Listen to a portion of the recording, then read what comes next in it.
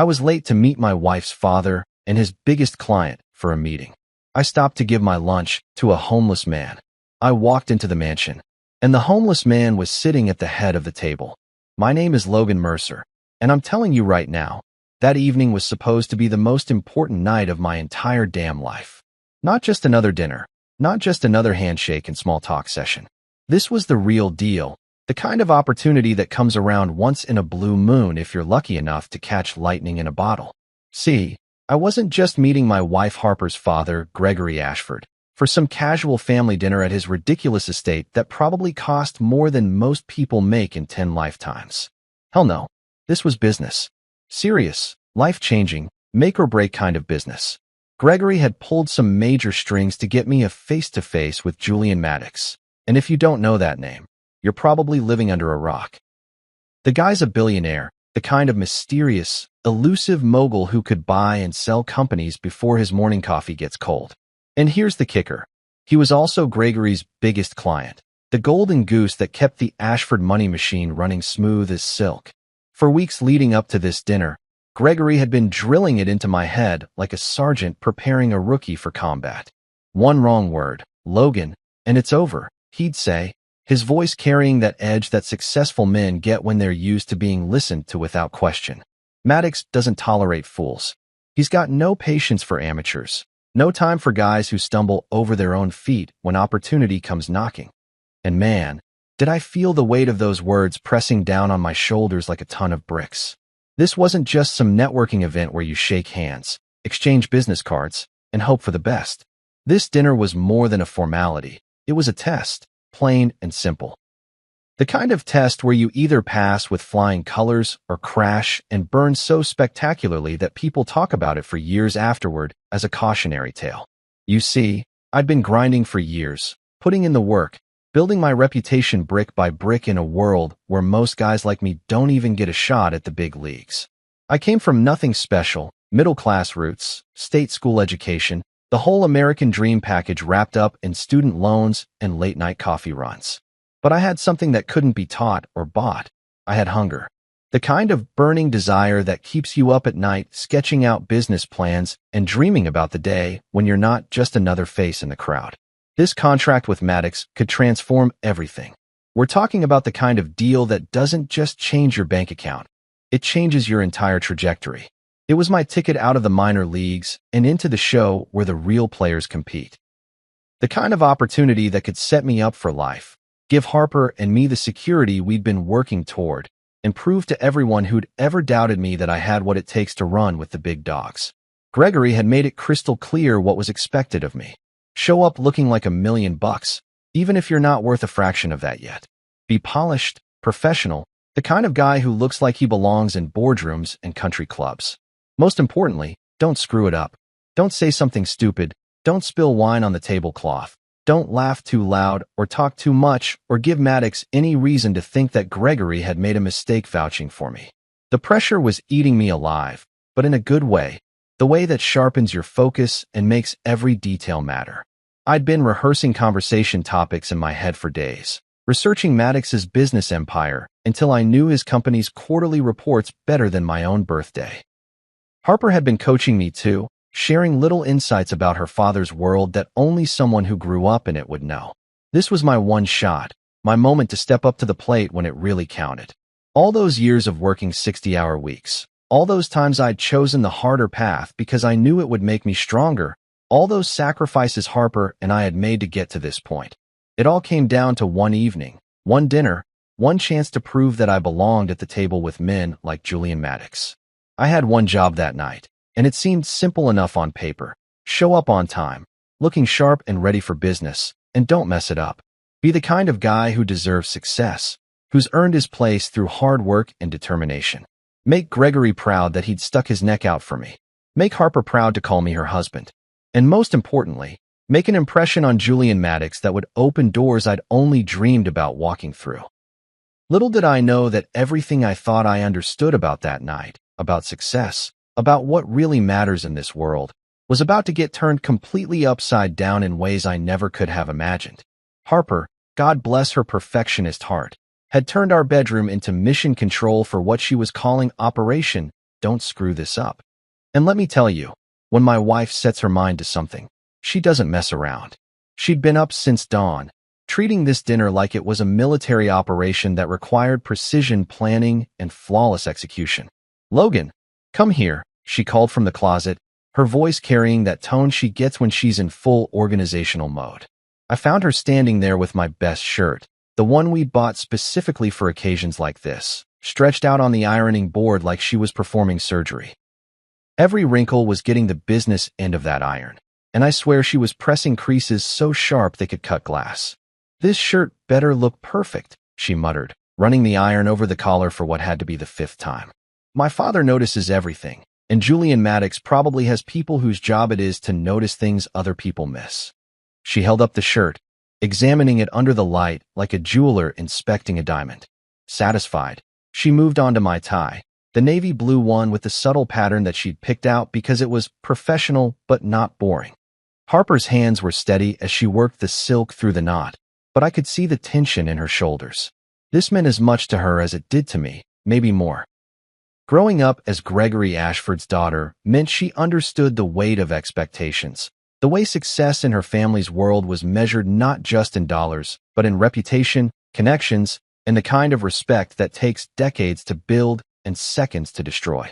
"Be early, not on time," she said, adjusting the knot until it sat exactly right against my collar. "Julian Maddox is unpredictable. That's what everyone says about him. He's the kind of guy who shows up an hour early just to see how people react, or cancels meetings at the last second because something rubbed him the wrong way." She stepped back, looking me over like an art critic studying a painting. "My father's reputation is on the line here, Logan. He vouched for you, and in his world, your word is everything you've got." The pressure in her voice was something I'd never heard before. Harper usually had this unshakable confidence, the kind that comes from growing up with money and knowing that most problems can be solved if you throw enough resources at them. But this was different. This was her father's world, where the rules were written by people like Julian Maddox, and breaking those rules meant you didn't get a second chance. My assistant Felix had shown up at our apartment an hour earlier, armed with a stack of index cards and the kind of nervous energy that made him talk twice as fast as normal. Felix was good people, fresh out of college, eager to please, and scared to death of screwing up anything that might reflect badly on me. He'd been researching Julian Maddox for weeks, compiling what he called safe conversation topics, like he was preparing me for a final exam. "No jokes," Felix said, shuffling through his cards like a dealer at a poker table. "Mr. Maddox apparently has a very dry sense of humor, and what he finds funny might not match what normal people find funny." He looked up at me with those wide eyes that made him look younger than his 24 years. "No politics, obviously. That's a minefield with guys like him. And definitely no personal questions. Billionaires don't like people prying into their private lives." He flipped to the next card. "Compliment the house. The Ashford estate is apparently some kind of architectural masterpiece, so mentioning the design or the grounds is always a safe bet." Another card. "Mention Mr. Maddox's art collection if you get the chance. He's got paintings worth more than most people's houses, and rich guys love talking about their expensive hobbies." Felix had done his homework. I had to give him that. He'd found articles about Maddox's business philosophy, his investment strategies, even the charities he supported. But reading about someone and actually sitting across a dinner table from them are two completely different things. You can memorize all the facts in the world, but when you're looking into the eyes of a man who could change your life with a simple yes or no, all that preparation feels pretty thin. Harper packed me a lunch, a ham sandwich, an apple, and a bottle of water in a brown paper bag like I was heading off to elementary school. "Just in case you don't eat much at dinner," she explained, though we both knew the real reason. I get nervous when I'm hungry, and being nervous around Julian Maddox was not an option. "Keep it in your briefcase. If you need to step out for air or something, at least you'll have food." Everything had to be perfect. My shoes were polished until they reflected light like mirrors. My briefcase was organized with fresh copies of my business plan, financial projections, and reference letters from previous clients. Harper had even packed breath mints, antacids, and a small comb in case I needed touch-ups. Standing in our bedroom, looking at myself in the full-length mirror, I felt like an actor getting ready to perform in a play where I'd only read half the script. The man staring back at me looked professional, successful, ready for business. But inside, my stomach was doing backflips, and my mind was racing through every possible way this evening could go sideways. This was it, my shot at the big leagues. Everything Harper and I had worked for, everything we'd sacrificed and saved for, all came down to the next few hours. I just had to show up, follow the rules, stick to the script, and not mess it up. If only I'd known that sometimes life has other plans entirely. The evening air had that crisp bite that comes with autumn in the city, and I'd made the decision to walk the last few blocks to the Ashford estate instead of taking a cab all the way to the front door. My nerves were wound tighter than a spring, and I figured some fresh air might help settle the butterflies doing aerial acrobatics in my stomach.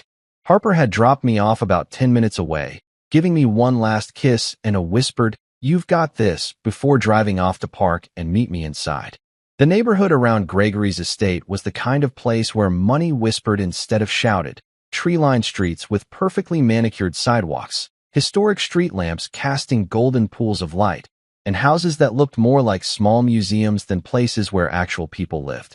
Each step brought me closer to what could be the most important conversation of my life, and I was running through Felix's coaching notes in my head like a mantra. Compliment the house, mention the art collection, keep it professional, don't screw this up. That's when I passed the small public square. One of those little pocket parks that fancy neighborhoods sprinkle around to make everything look more quaint and community-minded. It was nothing special, just a few benches arranged around a modest fountain that probably looked prettier during the day. Most people would have walked right past without giving it a second glance, especially someone dressed for an important dinner who was already cutting it close on time. But then I saw him. An older man was hunched over on one of the benches, and even from a distance, I could tell he was in rough shape. His clothes looked like they'd seen better decades, a threadbare coat that might have been brown or gray originally, pants that were more patches than original fabric, and shoes that were held together by what looked like duct tape and prayer.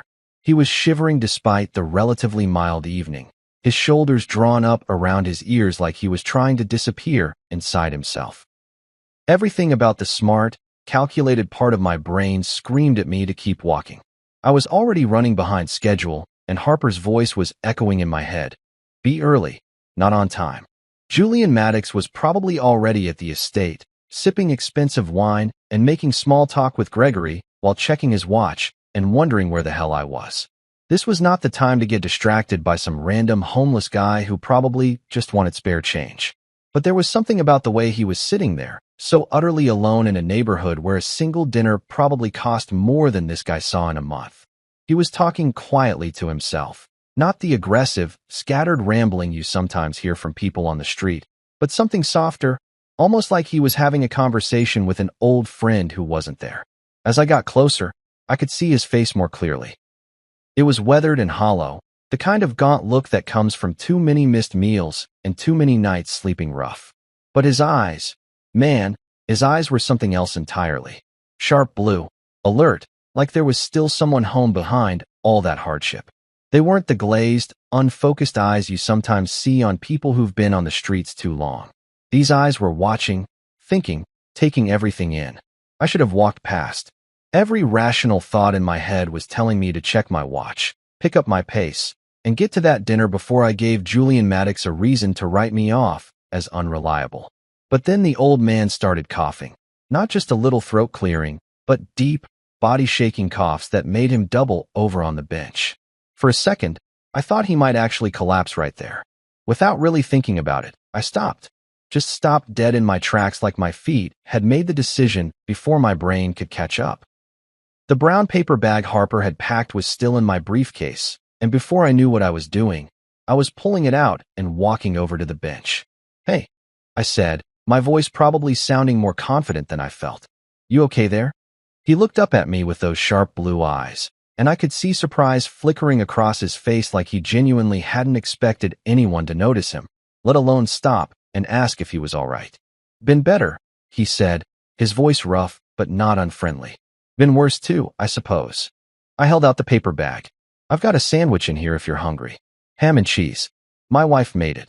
It felt stupid even as I was saying it, like offering a Band-Aid to someone who needed surgery, but it was what I had.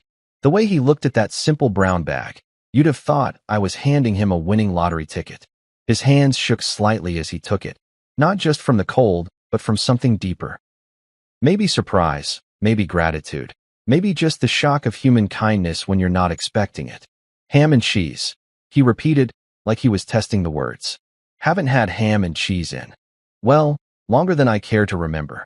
He opened the bag carefully, almost reverently, and when he saw the sandwich and apple inside, something in his expression just broke open.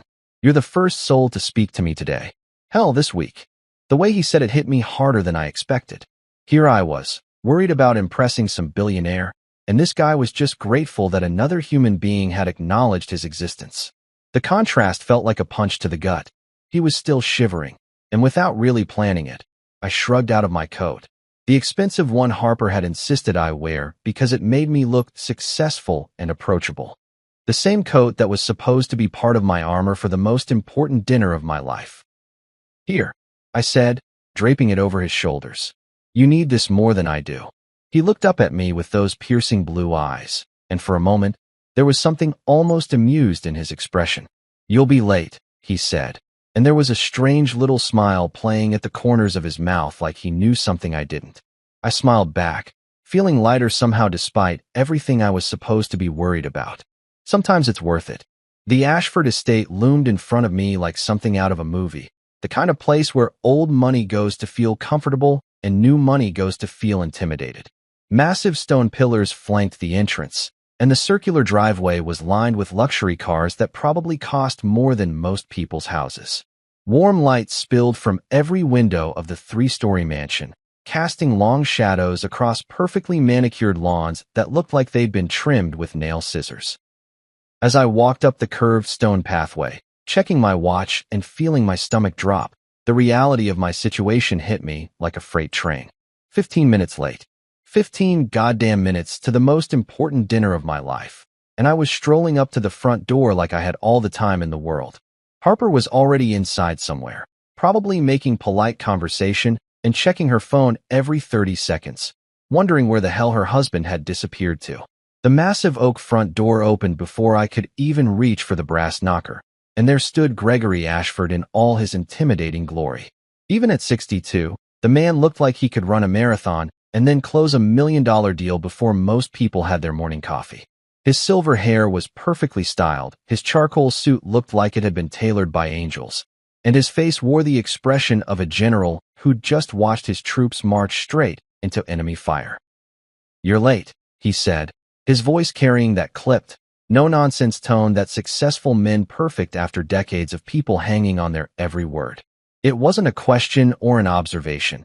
It was an accusation, delivered with the kind of precision that made you feel about 2 inches tall. I opened my mouth to explain, to tell him about the man on the bench, about the sandwich and the coat and the moment of human decency that had seemed so important just minutes ago. But Gregory held up one perfectly manicured hand, cutting me off before I could get a single word out. Don't say another word, he commanded, and there was something in his eyes that made my blood run cold. This wasn't just disappointment. This was the look of a man who'd put his reputation on the line and was watching it crumble in real time. Maddox is already here. He's been here for 20 minutes, Logan.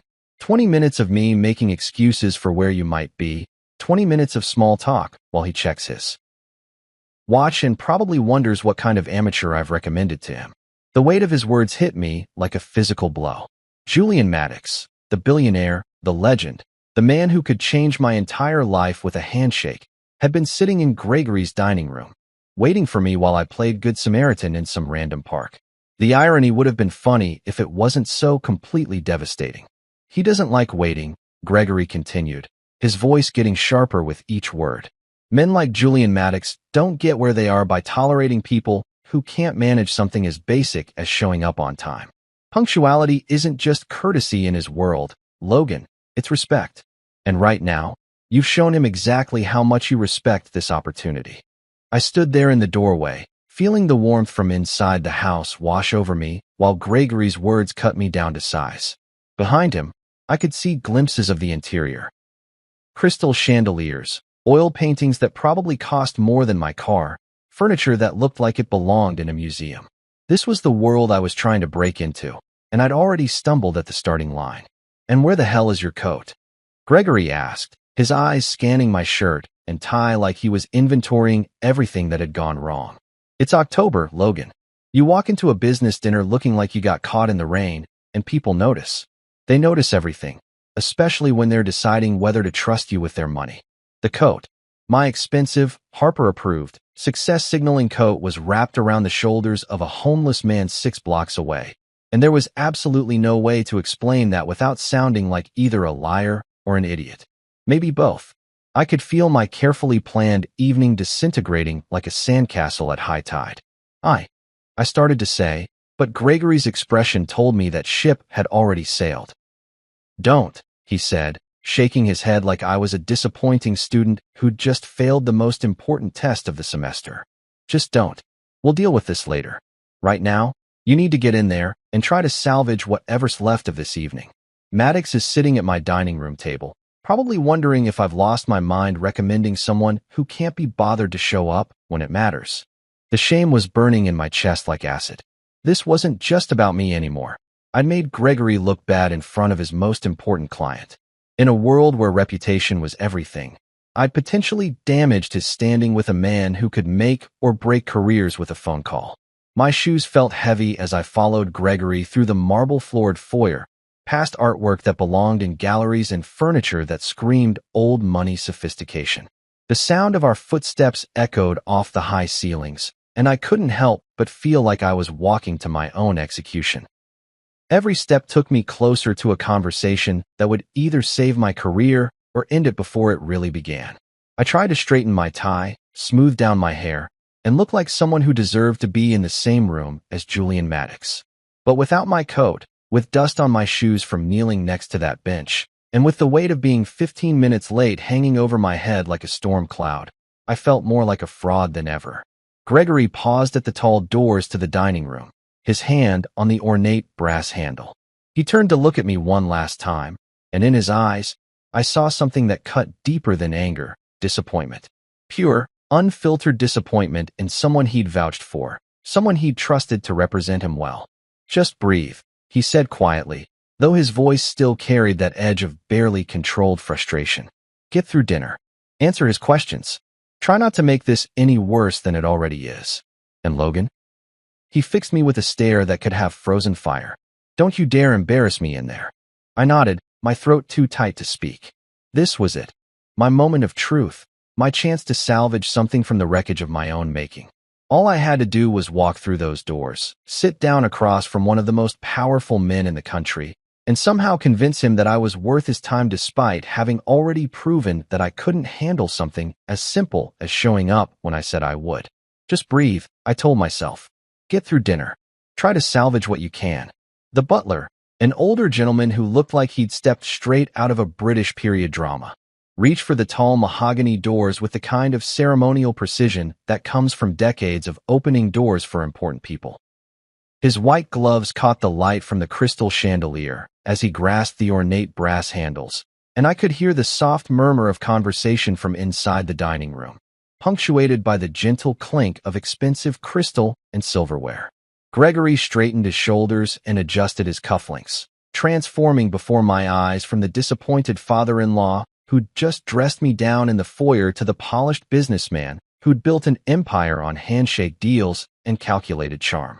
"Remember," he whispered, so quietly that only I could hear, "you're already behind the 8 ball here. Don't make it worse." The doors swung open with the kind of silent, well-oiled precision that screamed money and attention to detail. Gregory stepped through first, his posture radiating the confidence of a man who owned every room he entered, and I followed behind him like a kid trailing his dad into the principal's office. The dining room was exactly what you'd expect from a house like this, a space designed to intimidate and impress in equal measure. The table was a masterpiece of dark wood that stretched nearly the length of the room, set with china that probably cost more per plate than I made in a week. Crystal glasses caught the light from a chandelier that looked like it belonged in a palace, and fresh flowers arranged in what I was pretty sure were actual silver vases added splashes of color to the pristine white tablecloth. Oil paintings in gilded frames lined the walls, depicting stern-faced men in military uniforms and elegant women in period dress. Probably Gregory's ancestors, the kind of old-money royalty that had been running things since before the country was even a country. Harper was already seated about halfway down the table, looking absolutely stunning in a black dress that struck the perfect balance between elegant and approachable. She caught my eye as I entered and gave me a smile that was equal parts relief and concern. Relief that I'd finally shown up, concern about why I was late and what it might mean for the evening ahead. Her perfectly styled blonde hair caught the chandelier light, and for just a moment, I felt a surge of gratitude that someone like her had chosen to hitch her wagon to a guy like me. But all of that, the impressive room, the expensive table setting, Harper's encouraging smile, disappeared the instant my eyes landed on the head of the table. That's when my entire world tilted sideways and my brain basically short-circuited. Sitting there in the place of honor, the spot reserved for the most important guest, was the man from the bench. The homeless man. The guy I'd given my lunch to, the guy who'd been shivering in threadbare clothes and talking to himself in a public park just 30 minutes ago. But he wasn't homeless anymore, wasn't shivering, wasn't talking to empty air. He was wearing a sharp black suit that fit him like it had been tailored specifically for his frame, the kind of expensive fabric that doesn't wrinkle and hangs just right on a man's shoulders. His silver hair, which had looked wild and unkempt under the streetlights, was now perfectly styled and distinguished. His face, which had appeared gaunt and hollow in the shadows of the park, now looked refined and intelligent, with the kind of bone structure that suggested good breeding and better nutrition than I'd initially thought. And draped over the back of his chair, casual as you please, was my coat. My Harper-approved, success-signaling, expensive wool coat that was supposed to make me look like I belonged in rooms like this. The crystal glass in his hand, probably filled with wine that cost more than my monthly car payment, caught the light as he lifted it slightly in what might have been a greeting or might have been a toast. His eyes, those sharp blue eyes that had seemed so out of place in a homeless man's face, were now exactly where they belonged, in the face of someone who commanded respect and attention simply by existing. My blood didn't just run cold, it stopped moving entirely. I stood there in the doorway like a deer caught in headlights, my brain desperately trying to process what I was seeing while my body forgot how to do basic things like breathing and blinking. This couldn't be happening. This couldn't be real. There had to be some explanation, some logical reason why the homeless man I'd helped was now sitting at Gregory Ashford's dining table looking like he owned the place. But even as my rational mind scrambled for alternative explanations, maybe they were twins, maybe I was having some kind of stress-induced hallucination, maybe the universe had developed a truly twisted sense of humor, I knew exactly who I was looking at. Gregory stepped forward, his voice carrying that smooth, professional tone he used when he was trying to impress important people. "Logan," he said, gesturing toward the head of the table with obvious pride. "I'd like you to meet Mr. Julian Maddox." The words hit me like a physical blow. Julian Maddox, the billionaire, the legend, the man who could change my life with a handshake or destroy it with a frown. The most important person I would ever share a meal with, the guy I'd been preparing to meet for weeks. The human being whose approval could open doors I'd only dreamed of walking through. And I'd given him a ham sandwich. Maddox looked straight at me, and that strange little smile I'd seen in the park was back, playing at the corners of his mouth like he was enjoying a private joke that only he understood. His eyes held mine across the length of that expensive dining room, and in them, I saw amusement, intelligence, and something else, something that looked almost like approval. My mouth opened, but no sound came out. My carefully rehearsed conversation starters. All of Felix's coaching about safe topics and appropriate compliments. Harper's advice about being early and making a good impression.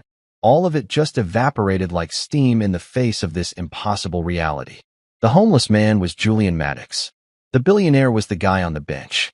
The most important dinner of my life had actually started 30 minutes ago in a public park, and I'd had no idea I was auditioning for the role of my career while I was just trying to be a decent human being.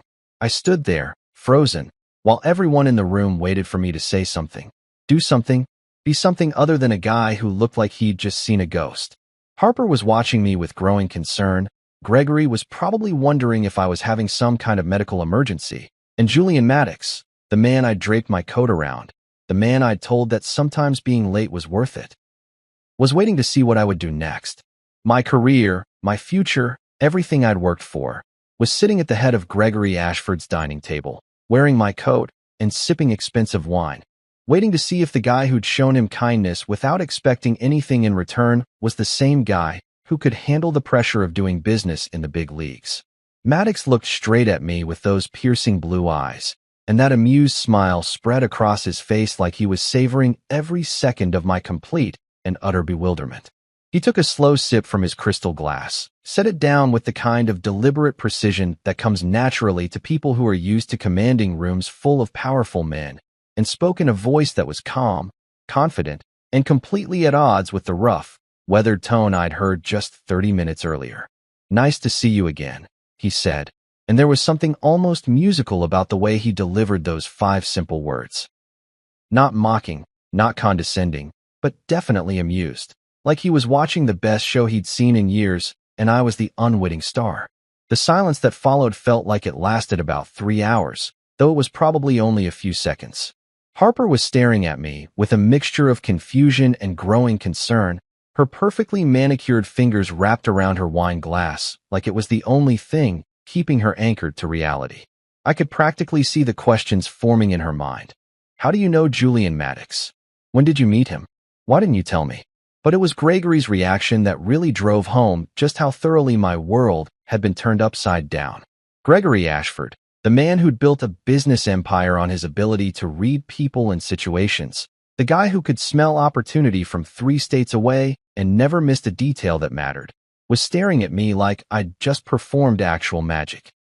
His mouth was slightly open, his carefully maintained composure cracking for the first time since I'd known him. "You've met?" Gregory asked, and his voice carried a note I'd never heard before, uncertainty.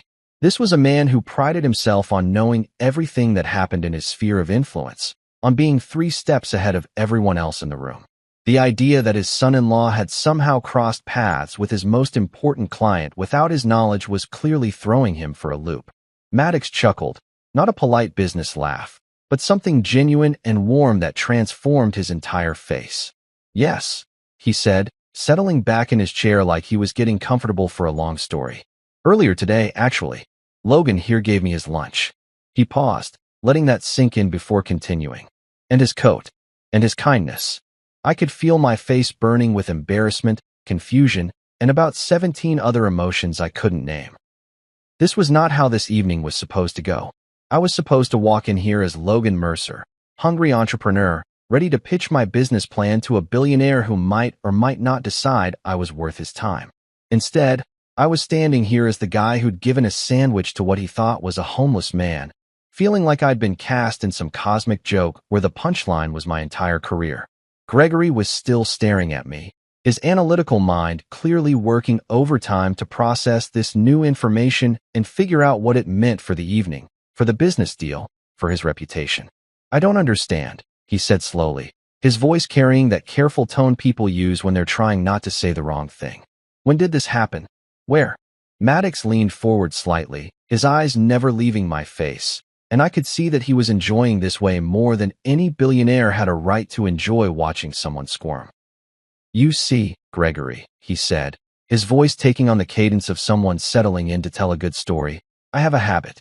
A little test I like to run on people before I decide whether they're worth my time." The temperature in the room seemed to drop about 10 degrees.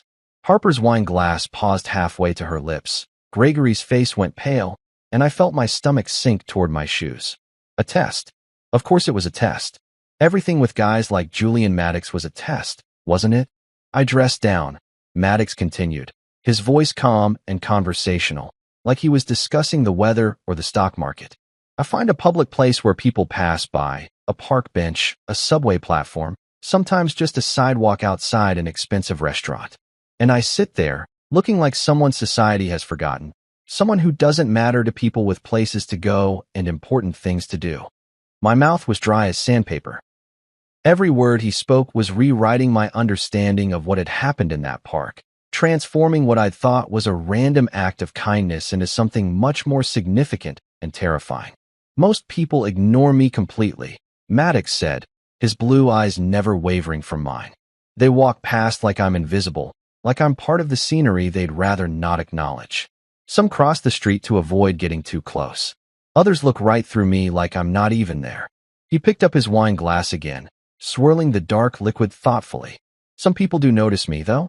They'll drop $1 in my lap, or maybe tell me where the nearest shelter is. Charitable, in their way, but distant. Safe.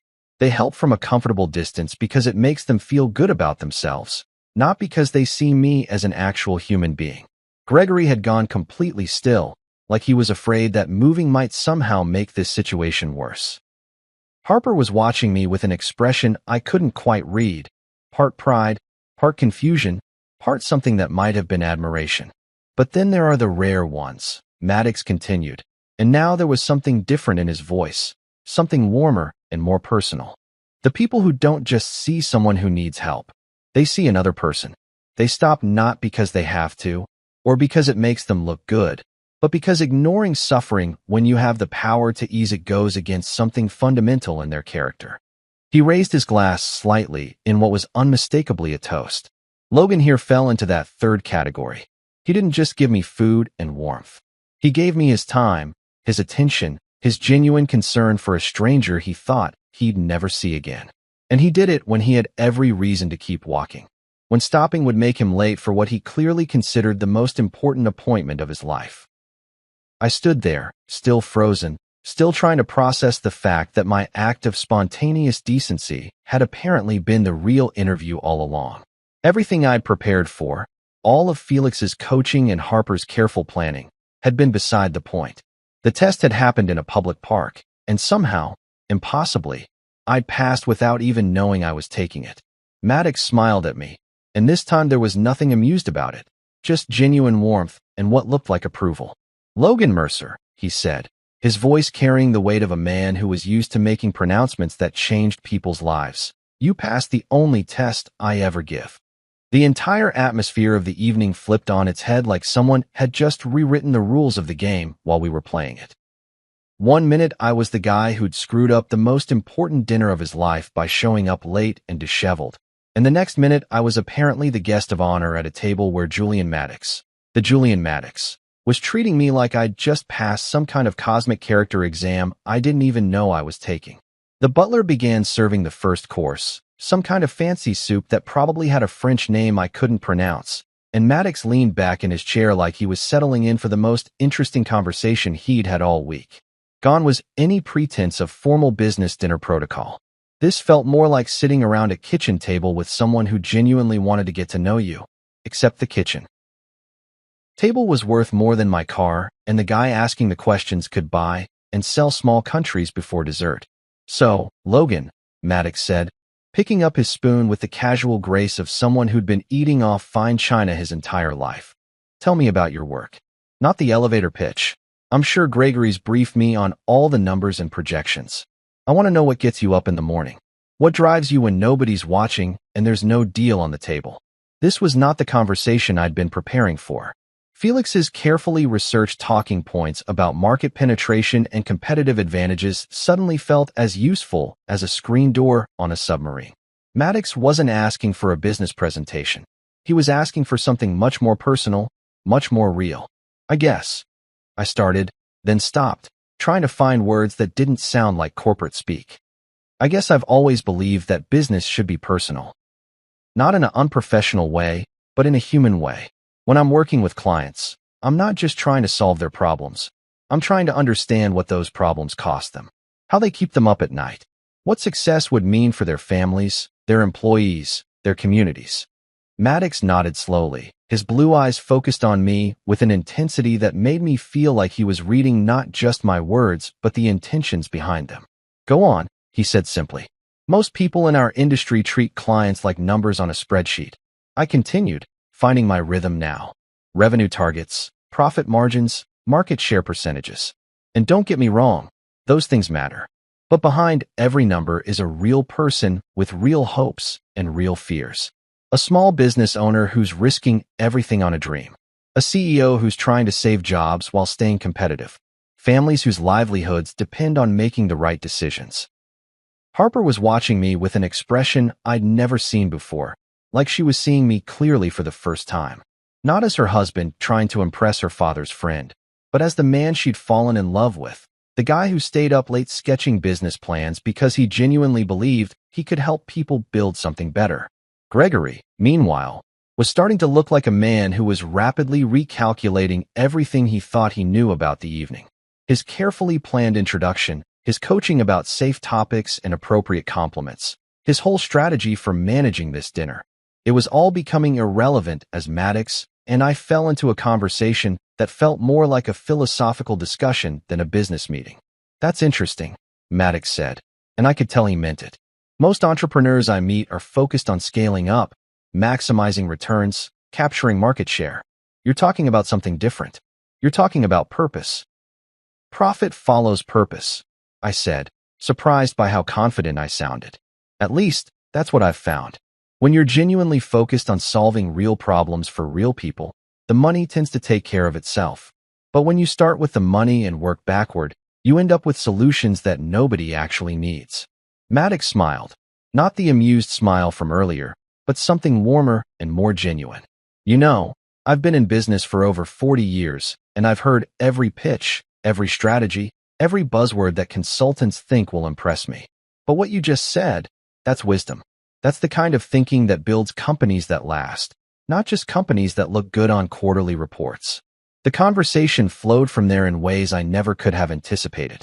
Instead of grilling me about market analysis and financial projections, Maddox asked about my upbringing, my values, my long-term vision for the kind of impact I wanted to have.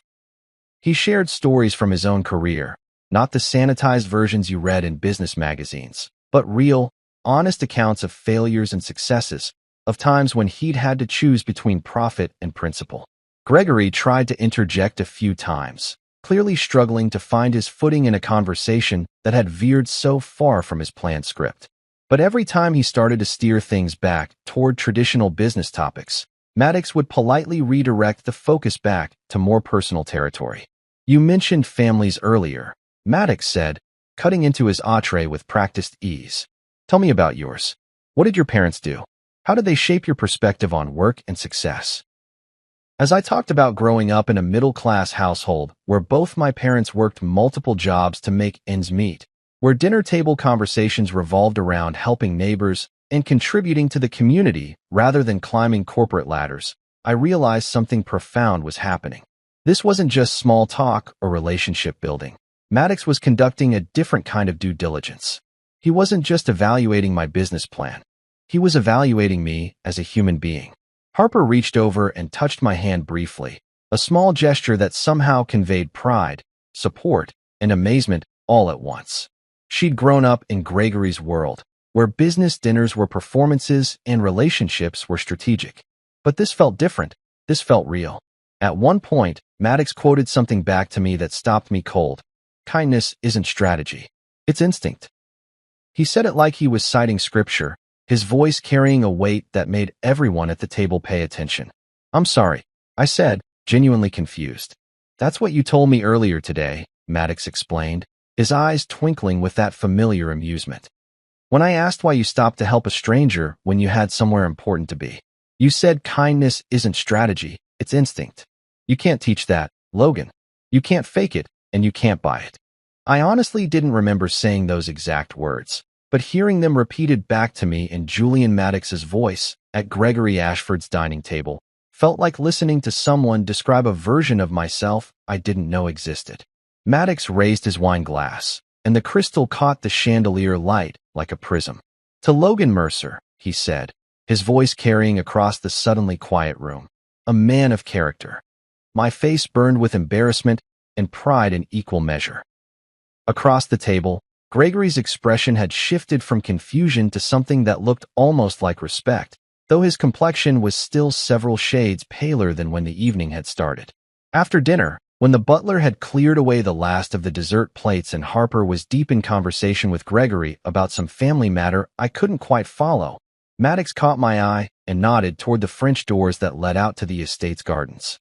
"Logan," he said, his voice casual but carrying an undertone that suggested this wasn't really a request. "Would you mind taking a walk with me? I'd like to see Gregory's gardens, and I suspect you could use some air." The October evening had that perfect crispness that makes you want to stay outside forever, and the Ashford Estates gardens were something straight out of a magazine spread about how rich people live. Perfectly manicured pathways wound between flower beds that probably required a full-time staff to maintain, and strategically placed lighting turned every tree and shrub into a work of art. We walked in comfortable silence for a few minutes, our footsteps crunching softly on the gravel path, before Maddox finally spoke. "You know, Logan," he said, his hands clasped behind his back like a professor taking a stroll across campus. "In my 40-plus years of doing business, I've been approached by thousands of people. Young entrepreneurs with fire in their eyes and plans to change the world. Seasoned executives with impressive resumes and connections in all the right places. Politicians, celebrities, trust fund kids who think money alone qualifies them for success." He paused beside a fountain that was probably worth more than my house, watching the water catch the moonlight. "Most of them want what I have. The money, the influence, the ability to make things happen with a phone call. They see the lifestyle, the recognition, the power, and they think that's the prize. But that's not what drives you," I said, though it came out more like a question than a statement. Maddox smiled, and in the soft garden lighting, he looked less like the intimidating billionaire from magazine covers and more like someone's grandfather sharing hard-won wisdom. "The money is useful, don't get me wrong. It opens doors, creates opportunities, allows me to support causes I believe in. But the real satisfaction comes from finding people who understand what to give, not just what to take."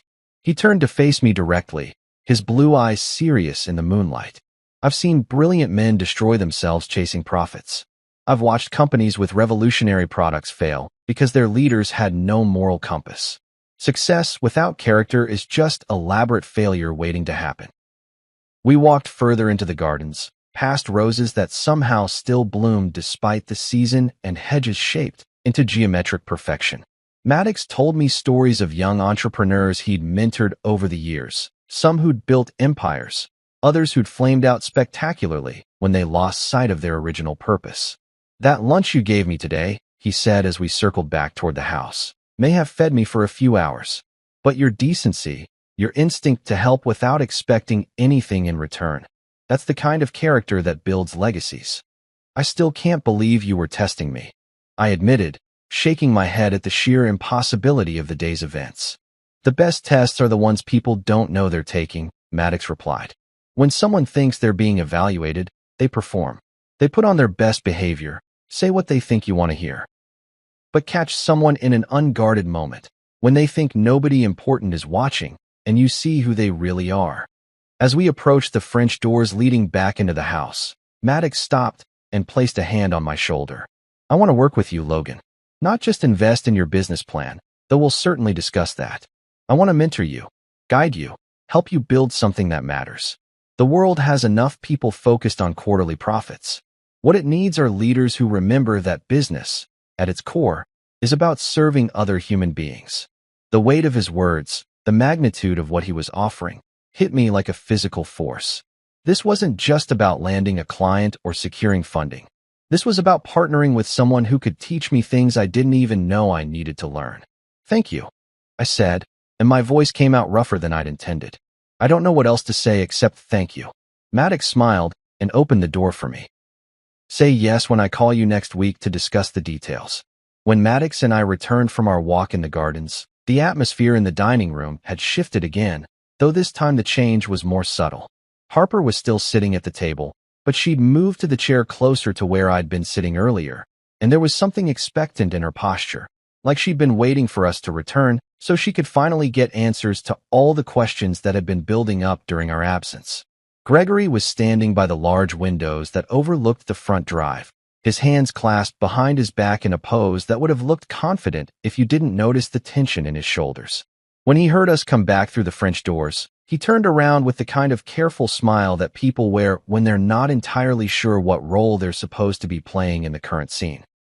"I trust you gentlemen had a productive conversation," Gregory said, his voice carrying that practiced smoothness that came naturally after decades of navigating delicate business situations. But there was something underneath it, a note of uncertainty that I'd never heard from him before, like he was testing the waters to see where he stood in this new dynamic.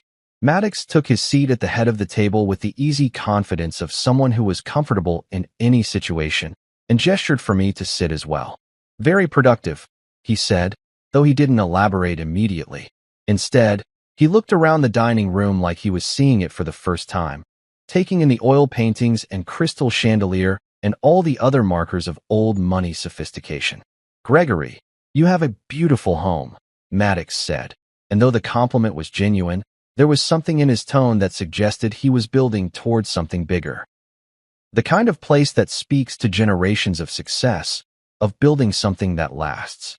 Gregory's chest puffed out slightly at the praise, and for a moment, he looked like the confident patriarch I was used to seeing.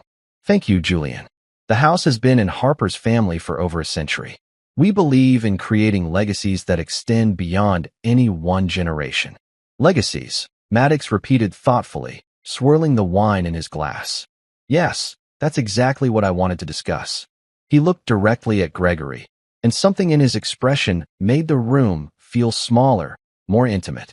"You know, Gregory, when you first approached me about Logan, you spoke very highly of his business acumen, his potential for growth, his strategic thinking." Gregory nodded, clearly pleased that Maddox was acknowledging his role in bringing us together. "Logan has tremendous potential. I wouldn't have made the introduction if I didn't believe he could deliver results." "And you were right," Maddox said, but then he paused, and the pause stretched just long enough to make Gregory's confident expression falter slightly. "Though perhaps not in the way you anticipated." Maddox set down his wine glass and leaned forward slightly, his attention focused entirely on Gregory. "You see, I've learned something important tonight. Logan didn't impress me because of his business plan, though I'm sure it's quite good. He didn't win me over with his market analysis, or his financial projections, or his strategic vision." I could see Gregory's face starting to change, the confident smile beginning to crack around the edges as he tried to figure out where this conversation was heading.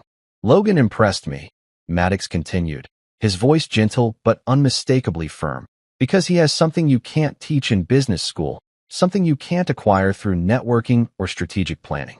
He has character, integrity, the instinct to do the right thing even when nobody's watching and there's nothing obvious to be gained from it."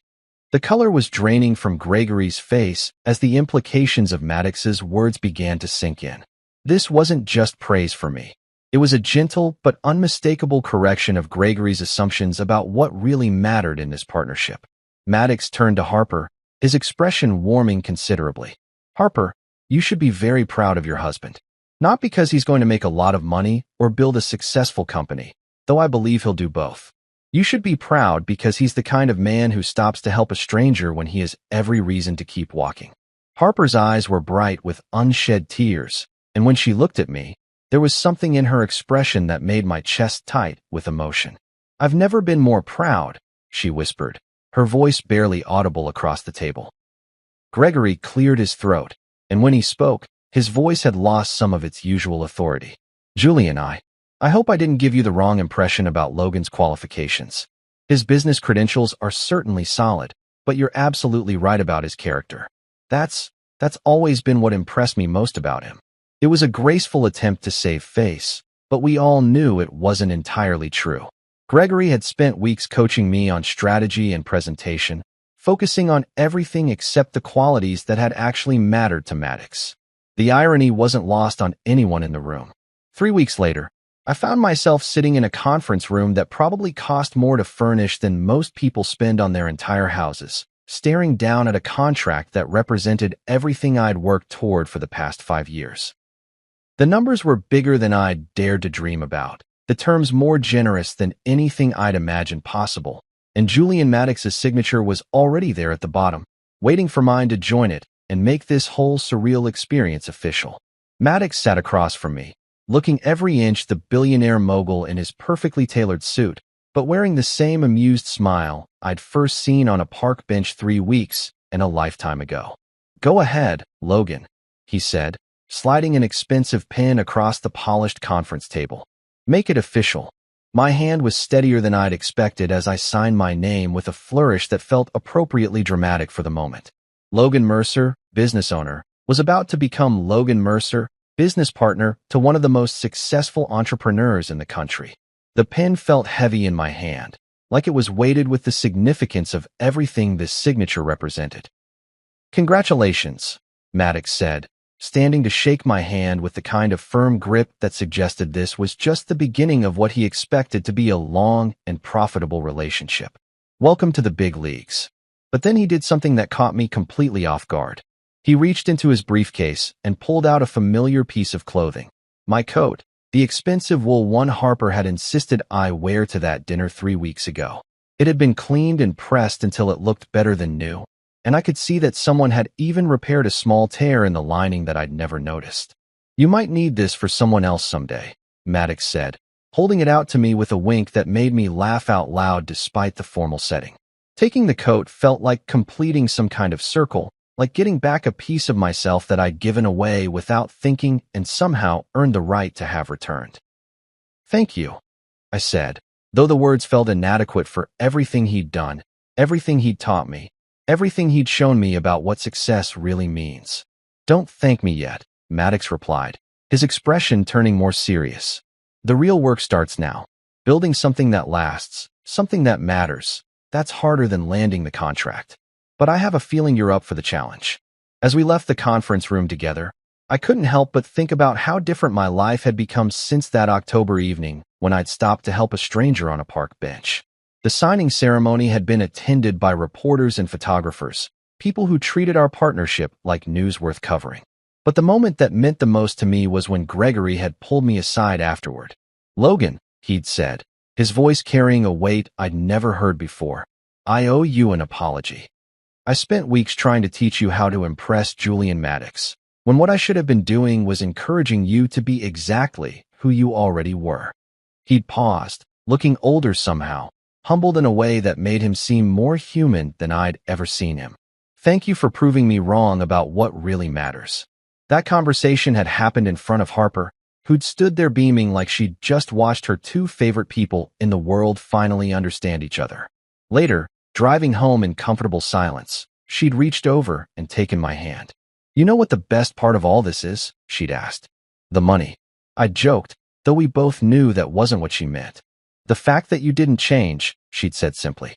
"All those weeks of preparation, all that pressure, all those expectations about who you needed to be to succeed, and in the end, you succeeded by being exactly who you've always been."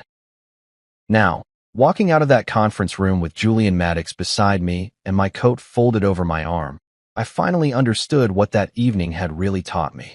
Success isn't about impressing the right people or saying the right things or wearing the right clothes.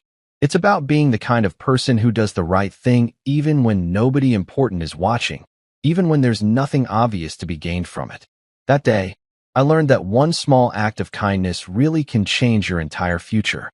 But more importantly, I learned that the kind of future worth having is built on the foundation of who you are when no one's keeping score.